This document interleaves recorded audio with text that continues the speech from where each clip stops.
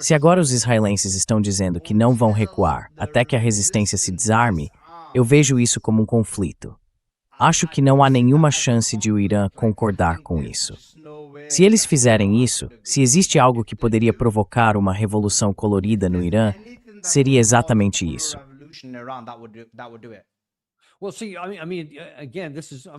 Olha, veja bem, a gente está falando de teoria aqui. Teoricamente, isso resultaria na retirada das forças de defesa de Israel do Líbano.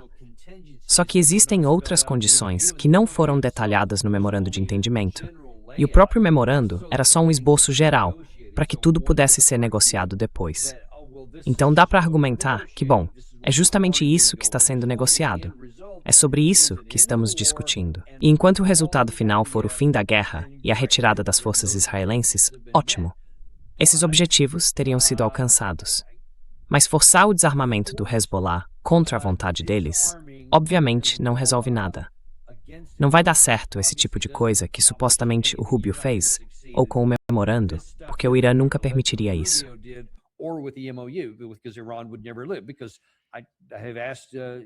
Porque eu perguntei para algumas pessoas que participaram das negociações com o Irã, pelo menos da primeira rodada de negociações. Eu disse, se Israel não cumprir os termos aqui, e se eles simplesmente ficarem lá, e pior ainda, se as coisas voltarem a esquentar entre o Hezbollah e as forças de defesa de Israel, o Irã vai voltar a atacar diretamente Israel em retaliação? E ele me respondeu que sim. Disse, acho que a gente vai dar todas as chances possíveis para a paz, e vamos ter paciência. Mas existe um limite ali, conhecido talvez só pelos generais da Guarda Revolucionária, que se isso continuar acontecendo, eles vão voltar a lutar contra Israel diretamente.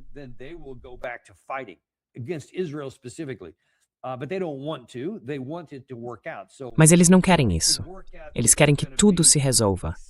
Então, se der para resolver, vai ser algo aceitável para os combatentes da resistência do Hezbollah, como você mencionou. Eu consigo imaginar o Irã dizendo algo como, acho que tudo bem pra gente, porque eles também não querem entrar em guerra. Eles não querem ser alvo de mais mísseis israelenses, que certamente viriam de volta se fizessem o mesmo. Mas eles deixaram claro, acho que a linha vermelha deles é o controle do Hezbollah. Então, de novo, tudo depende do Hezbollah concordar com isso. Caso contrário, todo esse papo não passa de bobagem.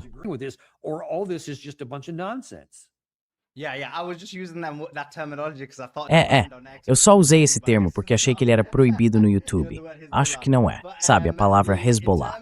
Mas enfim, o motivo de eu ter feito essa pergunta é o seguinte. Saiu outra notícia, que foi o Marco Rubio indo aos países do Conselho de Cooperação do Golfo.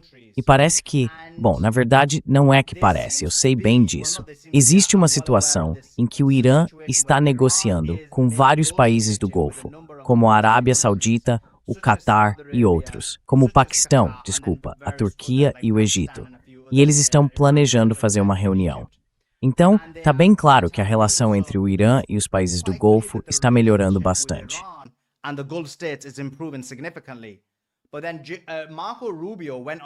Mas aí o Marco Rubio fez uma viagem pelos países do Golfo e foi especificamente para os Emirados Árabes Unidos, para o Bahrein e para o Kuwait. Ontem eles divulgaram um comunicado condenando o Irã, condenando o Hezbollah no Líbano e basicamente dizendo, olha, eles não vão permitir que o Irã controle o estreito. Isso entra em conflito com o memorando de entendimento, no sentido de que havia uma possibilidade de chegar a um acordo. Também entra em conflito com o que está acontecendo entre o Irã e os países do Golfo. Hoje, o Irã reagiu e criticou esse comunicado do Conselho de Cooperação do Golfo. Bom, é o CCG, mas na prática, são mesmo esses três países.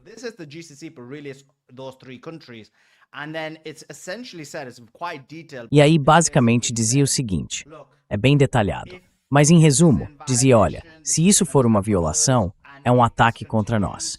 E se isso continuar, e os Estados Unidos quebrarem o memorando de entendimento, então sabe, os países do Golfo serão responsabilizados. Mais uma vez, isso parece entrar em conflito direto com o acordo feito pelo J.D. Vance. O que está acontecendo aqui? Por que essas mensagens estão contraditórias? De novo, a mesma pergunta que eu fiz antes. Isso é o Trump jogando dos dois lados. É o Trump tentando agradar todo mundo e depois decidir o que vai fazer no final. Ele está mantendo as opções abertas ou é o Rubio agindo contra o Vance?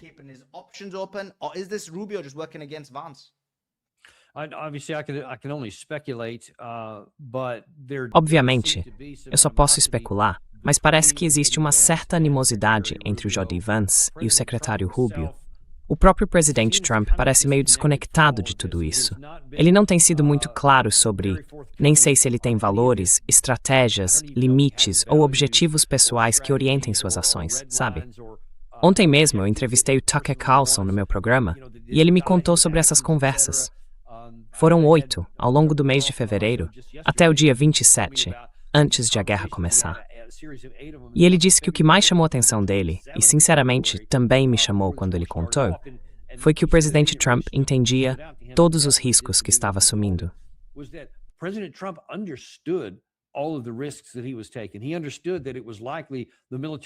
Ele entendeu que era provável que os militares não conseguissem derrotar o Irã, que era provável que eles assumissem o controle do Estreito de Hormuz, que a gente sofreria muitos ataques, que nossas tropas seriam atingidas, que nossas bases seriam atingidas, que nosso poder seria enfraquecido, e que internamente o presidente Trump também teria sua credibilidade abalada, ainda mais chegando nas eleições de meio de mandato, porque ele seria visto como George Bush na Guerra Ilegal de 2003.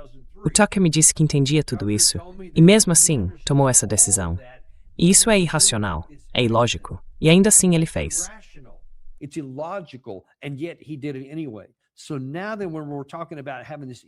Então, agora que a gente está falando sobre esse memorando de entendimento, eu fiz uma coisa mais cedo no meu programa de hoje. Comentei sobre o presidente Trump.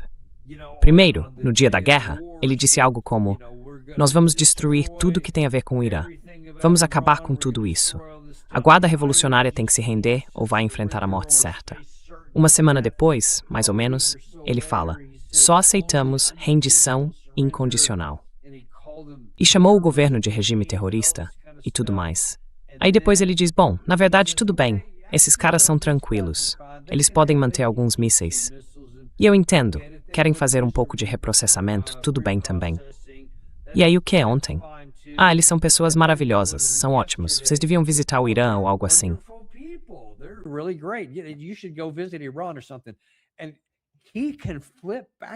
E ele consegue mudar de ideia o tempo todo, de um assunto para o outro, mesmo que isso contradiga o que ele próprio disse antes. Então, se ele concorda com o memorando num dia, e dá uma olhada no Estreito de Hormuz, acho que é o parágrafo 5, se não me engano, lá diz que o lado iraniano não vai cobrar taxas por 60 dias, só durante esse período. Essa palavra somente está lá no texto. Ou seja, não é algo permanente, não é para sempre, é só por 60 dias. E acho que logo na frase seguinte diz que o Sultanato de Omã e o Irã vão decidir como será a administração daqui para frente. Depois disso, eles vão discutir com os outros membros do Conselho de Cooperação do Golfo.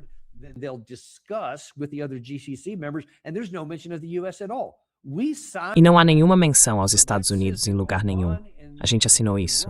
Então isso quer dizer que Omã e o Irã vão decidir o que acontece depois disso. E o Irã foi bem claro ao dizer: nós vamos cobrar uma taxa a partir do 61º dia. Na visão deles, isso nem é negociável, porque está no memorando de entendimento. Mas o presidente Trump publicou no Truth Social que não há taxas por 60 dias, nem depois de 60 dias e por aí vai. Ou seja, ele está mudando completamente o que ele mesmo assinou. Então, quando você me pergunta agora se é o J.D. Vance indo numa direção e o secretário de Estado indo em outra,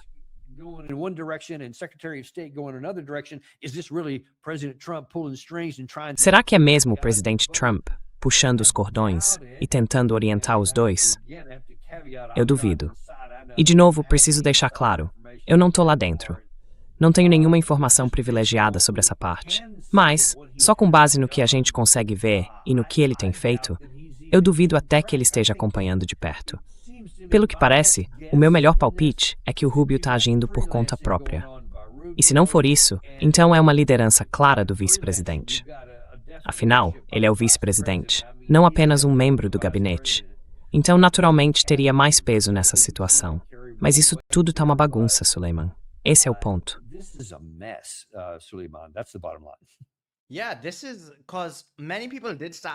Isso aconteceu porque muita gente começou a achar que talvez fosse haver algum progresso. Parecia mesmo que ia ter progresso, especialmente quando a gente olha para aquela reunião na Suíça. Esses subcomitês que eles criaram, esses comitês de redução de conflito, não sei, dava a sensação de que, assim, eu sempre achei que o acordo não ia acontecer, mas isso por causa de Israel, não porque os Estados Unidos não quisessem. Só que, quando você olha para o que o Vance e a delegação na Suíça tinham montado, parecia que os elementos estavam ali para um caminho realmente consistente em direção a um possível acordo. E esses comitês que eles criaram, esses comitês de redução de conflito, então você sai daquela situação que parecia bem promissora para isso aqui, que é basicamente o oposto, um conflito total com aquilo. Eu realmente acho que é um conflito total com o memorando de entendimento. Quer dizer, sem um acordo com o Hezbollah, há conflito. Disso não há dúvida. olha, não tem como. O Hezbollah não faz parte desse acordo, e não existe a menor chance de o Hezbollah aceitar entregar suas armas. É só ver o que aconteceu em Gaza. O Hamas concordou em entregar as armas no acordo, entregou uma parte delas. Não está totalmente desmilitarizado, mas Israel simplesmente expandiu e tomou o controle. Então, seria o maior erro possível. Eu realmente não vejo nenhum cenário em que o Irã ou o Hezbollah aceitem isso.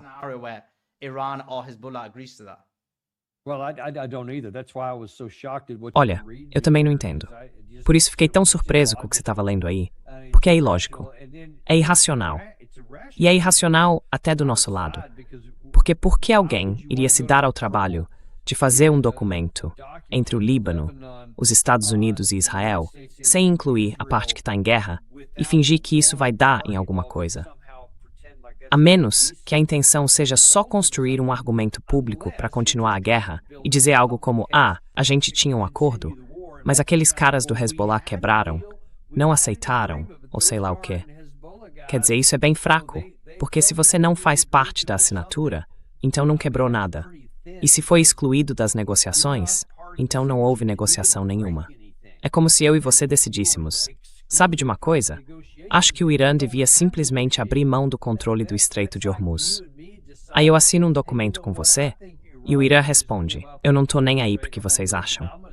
A gente já discorda disso, e vocês não têm nenhum meio de me obrigar a fazer isso.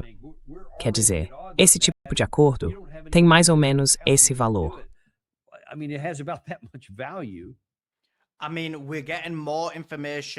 Quer dizer, a gente está recebendo mais informações muito parecidas com o que já tínhamos dito pelo Canal 13 de Israel.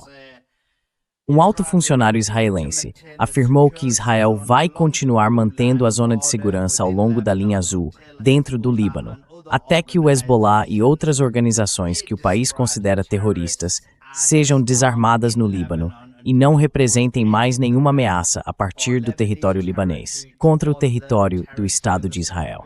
A liberdade de ação militar do exército israelense será mantida por meio dessa zona de segurança, para eliminar qualquer tipo de ameaça, seja qual for.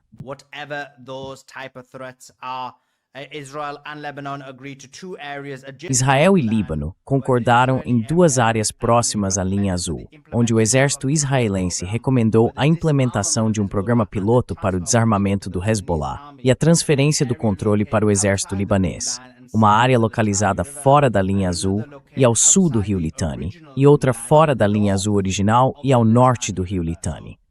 Ou seja, tanto ao sul quanto ao norte do Litani. Eles estão descrevendo isso como um tipo de estrutura tripartite entre o governo libanês, os Estados Unidos e Israel. Olha, isso é chocante. Claramente essa foi a grande notícia. Eu ia conversar com você sobre outros assuntos, mas isso realmente me deixou surpreso. Estou chocado com o que está acontecendo aqui. E sobre o Estreito de Hormuz, você mencionou que o artigo 5 basicamente diz que o estreito vai ser controlado por Omã e pelo Irã.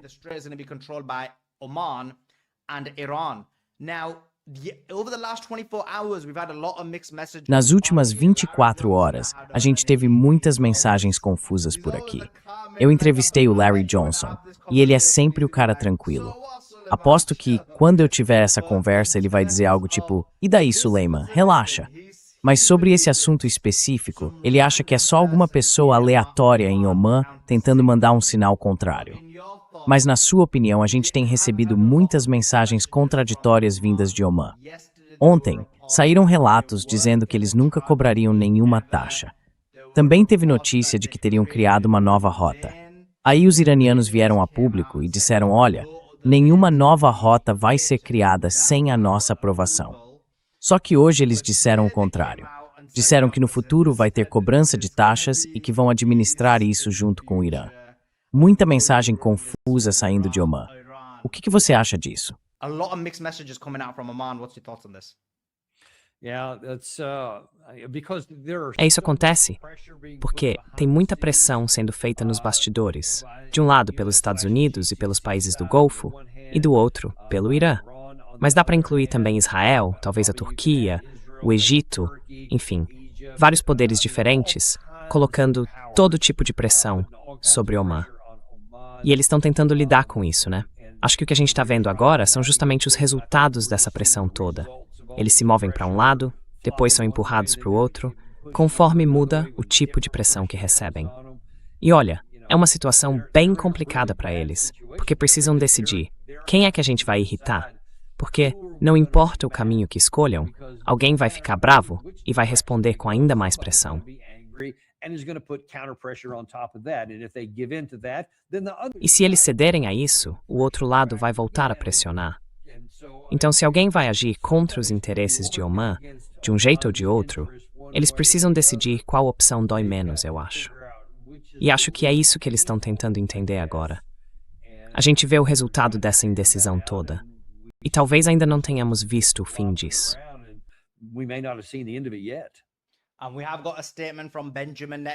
E a gente acabou de receber uma declaração de Benjamin Netanyahu. Desculpa, é que sempre tem notícia de última hora quando você entra. Mas temos uma declaração de Benjamin Netanyahu dizendo o seguinte: quero anunciar uma grande conquista para o Estado de Israel. O mais importante é que, antes de tudo, Israel continua na zona de segurança no sul do Líbano. Isso é uma grande conquista e nós vamos manter essa posição enquanto o Hezbollah não se armar, enquanto houver qualquer perigo para o Estado de Israel. Isso também é um grande golpe para o Irã. E eu concordo com isso, na verdade. O Irã está tentando nos forçar a sair do sul do Líbano à força. E, na prática, Israel, o Líbano e os Estados Unidos estão dizendo a eles, isso não é da conta de vocês. Vocês não têm nenhum papel no Líbano. Nem vocês, nem o Hezbollah, nem qualquer organização terrorista. Outra coisa é que, claro, estamos permitindo que o exército libanês comece a se organizar para tomar o controle do território. Estamos criando 2 zonas piloto, ambas recomendadas pelas Forças de Defesa de Israel. Uma delas fica totalmente fora da zona de segurança.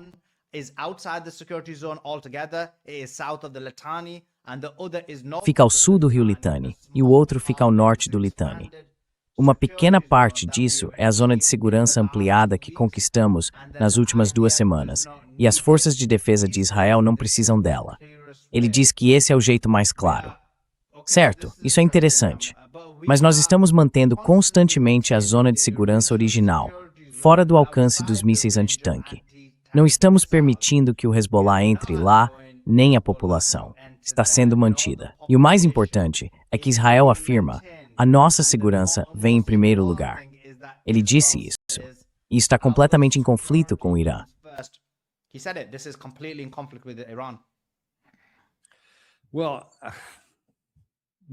Bom, qual é o objetivo aqui? O objetivo é destruir o memorando de entendimento para que não haja paz, para que eles não precisem sair do Líbano, e ao mesmo tempo criar essa imagem de que nós é que estamos tentando ser pacíficos, tentando usar a diplomacia, enquanto eles seriam os que estão contra isso.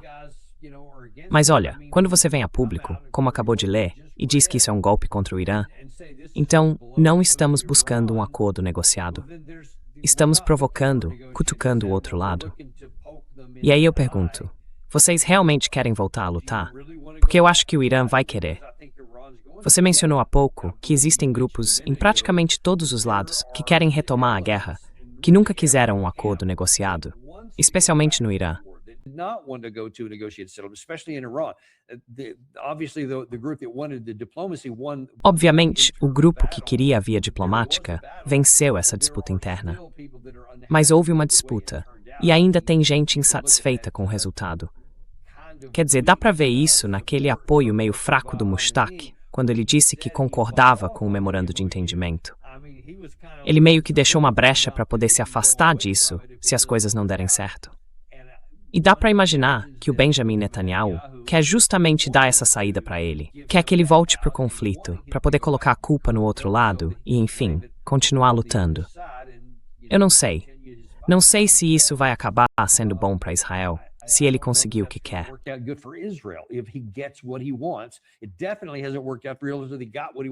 Definitivamente, não deu certo para Israel até ele conseguir o que queria com a guerra, lá no começo.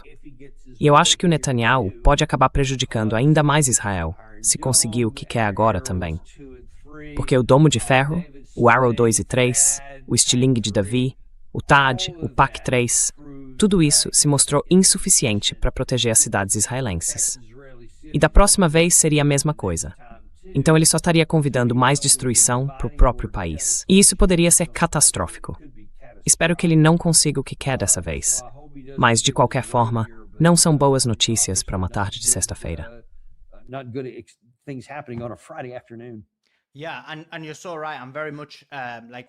E você tá certíssimo. Eu tenho várias fontes no local e não é algo pequeno. O desacordo sobre o memorando de entendimento é sério, e o principal motivo para eles é o Líbano. O segundo ponto é o Estreito de Hormuz. Eles acham que o Estreito de Hormuz não devia ter sido cedido tão cedo, ainda mais com as reservas de petróleo tão baixas. Acreditam que, se continuassem usando essa vantagem, a pressão teria aumentado. Mas o ponto mais importante é o Líbano. Eles dizem o seguinte: se você olhar as ruas do Irã, dá para ver bandeiras do Hezbollah, tanto quanto bandeiras iranianas, todos os dias. E há uma grande insatisfação com esse acordo. Muita gente acredita que o governo atual está indo contra a vontade do povo iraniano e contra a vontade da Guarda Revolucionária. Então, com esse nível de pressão, se isso realmente estiver acontecendo, a gente vai acabar tendo uma guerra. É uma conclusão bem direta.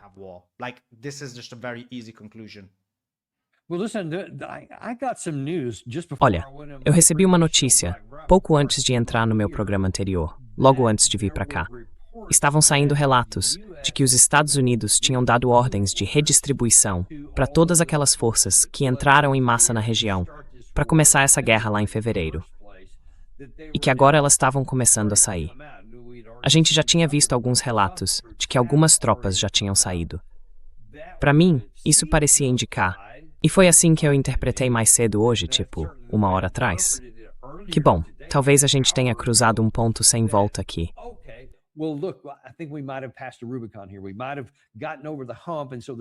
Talvez a gente já tenha passado do pior momento, então eles não vão voltar para a guerra. Vai ser só uma diplomacia complicada, mesmo que leve, como aconteceu para encerrar os combates mais intensos na Guerra da Coreia, tipo 1 ano e meio de negociações. Mas aí dá para chegar a algum tipo de acordo de armistício, seja lá qual for. Não vai voltar atrás. Mas agora que você me diz isso, e acaba com a minha tarde, valeu, cara. Essa informação pode fazer o pessoal pensar. Tá bom, cancela essas ordens de redistribuição. Porque eu tô te dizendo, cara, seria um desastre, muito pior do que o desastre que a gente já enfrentou.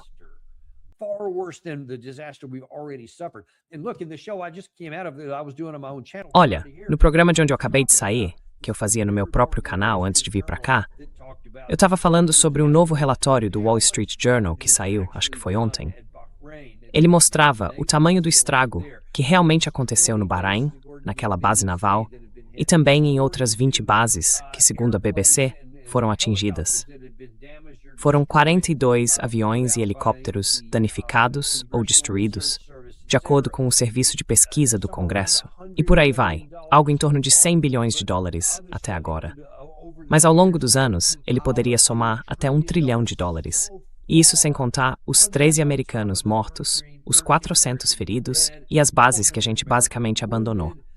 E você quer voltar e tentar isso de novo?